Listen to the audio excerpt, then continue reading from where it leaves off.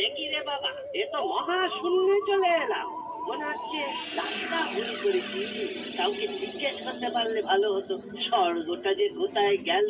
সর্বঠিক জায়গাতেই আছেন, আপনিও ঠিক পথে যাচ্ছেন। কে কে কে উত্তর দিল কে? কাউকে তো দেখছি না। কে বাবা তুমি? আমার নাম ক্রিং ক্রিং। কি বললে? ক্রিং নয়, আমার নাম ক্রিং ক্রিং। সেটা কি বস্তু? আমি হলাম স্যাটেলাইট অডিও সিস্টেম। সে তুমি বুঝবে না, আমরা তোমার যুগের থেকে অনেক এগিয়ে আছি।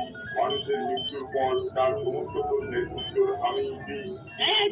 যাকে তুমি যেই হও, এবার বলো তো বাবু, ওই ঝাঁকার মতো জিনিসটা ওটার নাম ধূমকেতু।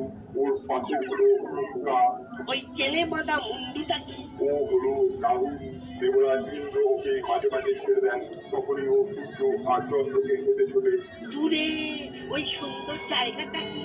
ওটা নন্দনকানন, দেবতাদের বাগান। বাহ, গাছপালাগুলো তো বেশ সুন্দর। তুই একটা পৃথিবীতে নিয়ে যাওয়া যাবে না?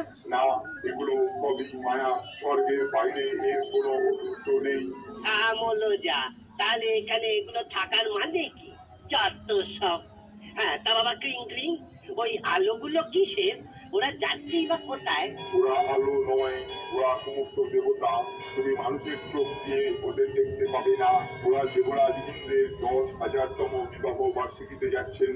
ইস, এতটা এসো দেবতা দর্শন হলো না, তাহলে আর এখানে ঘুরে বেরিয়ে লাভ কি? চলো যমরাজের কাছেই যাই।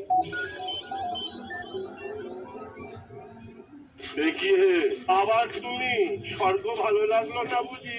না, দেবতাদেরকেই দেখতে পেলাম না, আর কিন্নির জন্য না মনটা কেমন কেমন করছে। দুদিন হয়ে গেল, এবার একটু কিন্নিকে দেখে আসি। তুমি পৃথিবীতে গেলেও কেউ তোমাকে দেখতে পাবে না হে, সবাই ভাববে তুমি ভূত। সে তো আরো ভালো, আরো বেশি মজা হবে। যাই তাহলে। নিশ্চয়ই নিশ্চয়ই, এক্ষুনি যাও এক্ষুনি যাও।